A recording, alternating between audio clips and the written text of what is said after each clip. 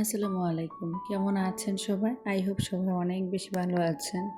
আলহামদুলিল্লাহ আমিও আমার পরিবার পরিজন নিয়ে ভালো আছি। এই তো প্রতিদিনের মতো আবার একটি নতুন ব্লগ নিয়ে এসেছি আপনাদের মাঝে। আশা করি আজকের ব্লগটা আপনাদের অনেক বেশি ভালো লাগবে। যদিও অন্যান্য সময় দেখা যায় যে সকালের নাস্তা থেকে ব্লগটি শুরু করি, তবে আজকে সকালের নাস্তার পর থেকে আর কি ভিডিওটি শুরু করেছি, কারণ আজকের ভিডিওটি এমনিতেও অনেক বেশি বড় হয়ে গিয়েছে। তা আসলে আমি সবসময় যেহেতু 12 মিনিট 13 মিনিটের ভিডিও দিই, যার কারণে আর কি। তো আজকে কিন্তু সকালে নাস্তা খেয়ে অফ ক্যামেরাতেই পুরো বাসাটাকে গুছিয়ে নিয়েছি, কারণ আমার বাসায় আজকে কিন্তু গেস্ট আসবে।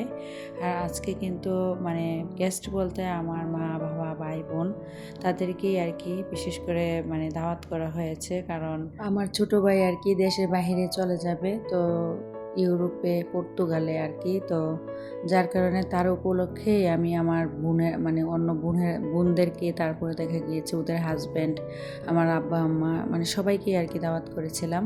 তো বেশ অনেক দিন পরে আর কি সবাই আমার বাসায় আসবে, যার কারণে আজকে কিন্তু অফ ক্যামেরাতেই পুরো বাসাটাকে আর কি গুছিয়ে নিয়েছি। তারপরে সোজা চলে যাব আর কি মানে রান্না বান্নার কাজে, যার কারণে আজকে আর আপনাদের সাথে আর কি অন ক্যামেরাতে আর কি বাসা গোছানো কোনো কিছু শেয়ার করিনি। আর আসলে ভিডিওতে যদি সব কিছু দেখাতে যায় তাহলে কিন্তু ভিডিওটা অনেক বেশি লম্বা হয়ে যাবে। তো এখানে আর কি দই বসাবো, মানে দই পাতা পাতা হবে, তো যার কারণে আর কি আমি দুধটা জাল করে নিয়েছি। আর দইয়ের যে সাজ হয় আর কি, তা ওইটা আর কি আমি বাহির থেকে কিনে নিয়ে এসেছিলাম। তো দইটা কিন্তু এখানে খুব ভালো করে আর কি জাল করে নিয়েছিলাম। তো এখন আর কি দইয়ের যে সাজ হয় ওইটা দিয়ে ভালোভাবে নেড়ে নিচ্ছি। তো আমার যদিও দই মেকার নেই, আমি কিন্তু সবসময় চেষ্টা করি মানে আমি সবসময় রমজান মাসে পুরো রমজান মাস কিন্তু এরকম রসমালাইয়ের যেই খালি মানে জারগুলা হয় বা ঠোঙ্গা বলেন, ওইগুলাতেই আর কি খুব সুন্দরভাবে আমি দই বসাতে পারি। তো যার কারণে এখানে আর কি 2 কেজি দুধ ছিল, তো 2টাতে বসাবো, যার কারণে আর কি এখানে এগুলা এখন রেডি করে নিয়েছি। আর আমার হাতে কিন্তু মাশাল্লাহ দইটা ভালোই বসে, বেশি কোনো কিছু প্রয়োজন হয় না, শুধুমাত্র একটা যদি মানে দোকান থেকে সাজ কিনে আনা হয় ওইটা দিয়ে আর কি আমি সবসময় পাতি। তো যাই হোক, আসলে যেহেতু বাসায় মেহমান আসবে অনেক কাজকর্ম করতে হবে, রান্না বান্না একদিক দিয়ে দেখা গিয়েছে ঘর গোছানোর কাজ থেকে শুরু করে রান্না বান্না সব কিছুই কিন্তু আমাকে একা হাতে সামলাতে হবে। তো আমার বাবার বাড়িটা যেহেতু খুবই কাছে, তো তার কারণে আর কি আমার বোনকে বলেছিলাম আমার বাসায় মানে আমার ছোট বোন আর কি বলেছিলাম যে তুমি একটু আগে আগে চলে আসো, কারণ মেহমান যেহেতু বেশি আসবে আর আমার একা হাতে সব কিছু আসলে করা একটু কষ্ট হয়ে যাবে। বোনটা যদি আমার সাথে থাকে তাহলে কিন্তু অনেকটাই হেল্প হবে। আর দেখেন এখানে আমি দই কিন্তু পেতে নিচ্ছি, আর আমি কিন্তু সকালবেলায় দইটা বসাচ্ছি, ওরা কিন্তু দুপুরবেলা আসবে। তো আসলে মানে হঠাৎ করে আর কি প্রোগ্রাম করেছি, যার কারণে দেখা যায় যে আগের দিন না হয় আমি কিন্তু দই বসিয়ে রাখতাম। তো এখানে আর কি কিছু 2টা মুরগি আনা হয়েছে আর কিছু ফ্রিজে মুরগি ছিল। তো আজকের ভিডিও টাইটেল আর থাম্বনেল থেকে হয়তো বুঝতে পেরেছেন, অল্প বাজেটে অল্প খরচে, স্বামীর অল্প ইনকামে অল্প বাজেটে অল্প খরচে কীভাবে মেহমানদের আপ্যায়ন করলাম বা করবেন সেগুলো নিয়ে আর কি আজকে কিছু কথা আপনাদের সাথে শেয়ার করব। তো এখানে কিন্তু আমি 2 কেজি গরুর মাংস নিয়ে এসেছিলাম। তো 2 কেজি গরুর মাংস কিন্তু 1600 টাকা নিয়েছিল, যেহেতু মেহমান আসবে। আসলে আসলে আমরা বাসায় যাই কিছু করি না কেন বা যাই খাই না কেন, মেহমান আসলে সবারই কিন্তু একটা এক্সট্রা খরচ আসছে। তো আমরা যেহেতু মধ্যবিত্ত, আমাদের কিন্তু সব দিক ভেবে চিন্তে হিসেব করেই কিন্তু সংসারটাকে চালাতে হয়। তো বুঝে শুনে যেহেতু সংসারটাকে তার জন্য আমি চেষ্টা করেছি অল্প বাজেটের মধ্যেই আর কি আজকে মেহমানদারি করার জন্য। তো আসলে মেহমান কিন্তু দেখা যায় যে সবসময় কিন্তু সবার বাসায় মেহমান আসে না। তো যখনই আসে কিন্তু আমাদের একটা বড় অ্যামাউন্টের টাকা কিন্তু মেহমানদের জন্য চলে যায়।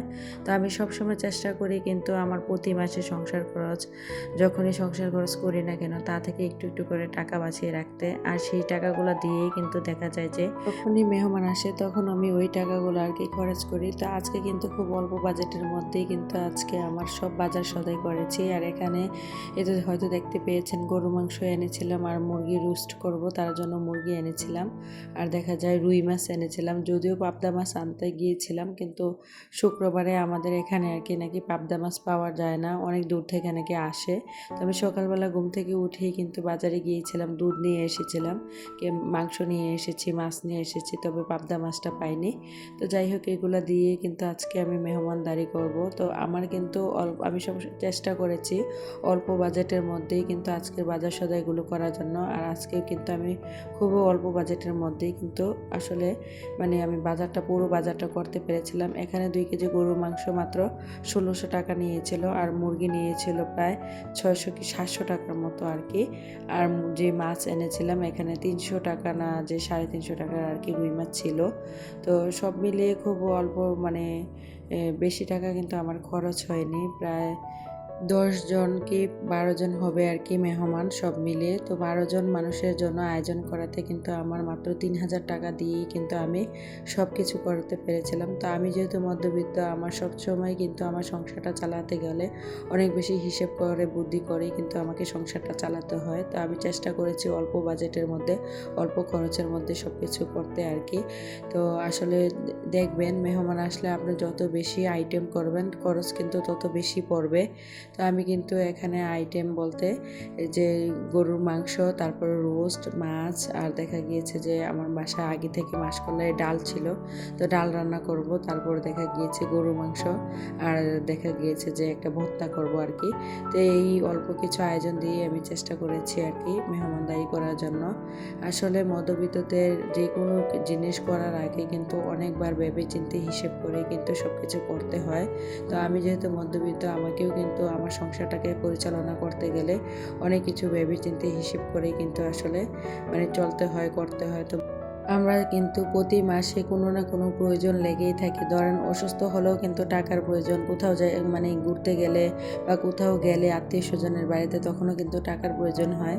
আর যখন বাসায় মেহমান আসে তখনও কিন্তু টাকার প্রয়োজন হয়। তো আগে থেকে যদি আমরা গৃহিণীরা হিসেব করে বুদ্ধি করে সংসারটাকে একটু চালাই, প্রতি মাসে সংসার খরচের যে টাকা দেয় বা ধরেন প্রতি মাসে আমরা সংসার খরচের জন্য যে একটা টাকা অ্যামাউন্ট রাখি, ওই টাকা থেকে যদি প্রতি মাসে একটু হিসেব করে বুদ্ধি করে একটু একটু করে যদি পরিশ্রম করে দেখা গিয়েছে প্রতি মাসে মানে একটু চেষ্টা করি যে কিছুটা টাকা হলো বাঁচিয়ে রাখতে। আর সেই টাকাগুলো যখন বাঁচিয়ে রাখবেন দেখবেন মাস শেষে কিন্তু আপনার একটা বড় অ্যামাউন্টে পরিণত হবে। ধরেন আপনি খুচরো বাজার করলেন, বাজারে গেলেন, বাজার থেকে যখনই আপনি বাসায় ফিরবেন তখনই কিন্তু আপনার দেখবেন ব্যাগের মধ্যে কোনো না কোনো মানে ভাঙতি টাকা বা খুচরো টাকা থাকে। তো সেই টাকাগুলোকে যদি আমরা প্রতিনিয়ত ব্যাংকের মধ্যে গুছিয়ে রাখি বা দেখা যায় একটা ব্যাংকের মধ্যে সঞ্চয় করে রাখি বা কোথাও সঞ্চয় করে রাখি, দেখবেন মাস শেষে কিন্তু আমাদের একটা বড় অ্যামাউন্টে যখন পরিণত হয় সেই টাকাগুলো দিয়ে চাইলে কিন্তু আপনারা দেখা যায় যে বাসায় যদি কোনো মেহমান আসে তাদেরকে কিন্তু খুব অনায়াসে আপ্যায়ন করতে পারবেন। তো আমি সবসময় চেষ্টা করি, আসলে বিপদ আপদ এমন একটা জিনিস কখন কিন্তু কাউকে বলে কয়ে আসে না। তো কখন মানুষের কি হয় বলতে পারা যায় না, অসুস্থতারও একটা ব্যাপার আছে। তার জন্য আমি সবসময় চেষ্টা করি প্রতি মাসে সংসার খরচ যে আপনার ভাইয়া যে আমাকে যে সংসার খরচটা দেয় সেই টাকাটা দিয়ে একটু কষ্ট করে হলো বুদ্ধি করে হলো আমার সংসারটাকে পরিচালনা করে মাস শেষে একটু একটু করে টাকা পয়সা সঞ্চয় করে রাখতে। আর আমি সেই সঞ্চয়ের ভিডিওগুলো প্রতিনিয়ত কিন্তু আপনাদের মাঝে শেয়ার করি। আর সেই সঞ্চয় টাকাগুলো দিয়ে দেখা গিয়েছে যে আমার বাসা যদি কেউ অসুস্থ হয় তার ওষুধ কিনতে গেলে সেই টাকাগুলো আমি খরচ করি, বা দেখা গিয়েছে আমার কোনো সংসারে কোনো প্রয়োজনীয় কেনাকাটা থাকলে সেগুলো আমি করে থাকি।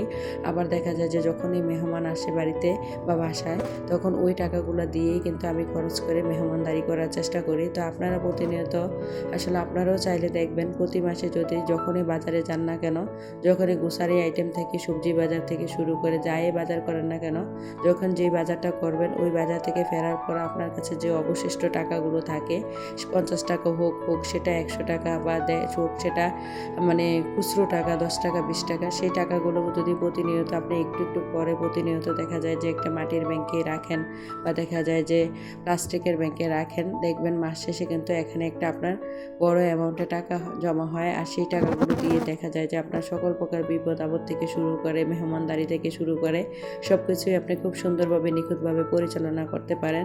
তো আমিও কিন্তু সবসময় চেষ্টা করি আমার সংসারটাকে বুদ্ধি করে সংসারটাকে চালিয়ে প্রতি মাসে কিছু না কিছু সঞ্চয় করার জন্য। আর সেই সঞ্চয় টাকাগুলো দিয়ে কিন্তু আমার সংসারের প্রয়োজনীয় সব কিছু আমি আসলে মিটিয়ে থাকি।